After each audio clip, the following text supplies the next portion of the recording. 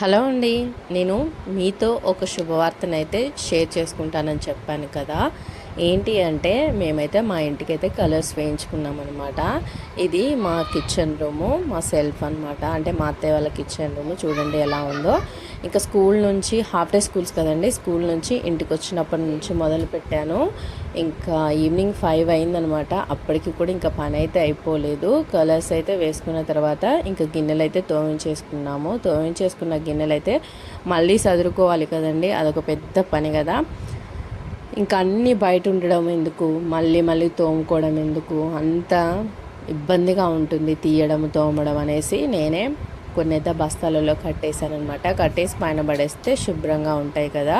ఇంకా మనకు అవసరం ఉన్నప్పుడు తీసుకోవచ్చు, కడిగి చేసేసుకోవచ్చు వంట, లేకపోతే తర్వాత మళ్ళీ పైన పెట్టేసుకోవచ్చు అన్న ఉద్దేశంతో చాలా అంటే చాలా గిన్నెలు ఉన్నాయన్నమాట. పెద్ద పెద్ద బస్తాలలో కట్టేశాను, నీకు ఎందుకు లేకపోతే కష్టం అనేసి.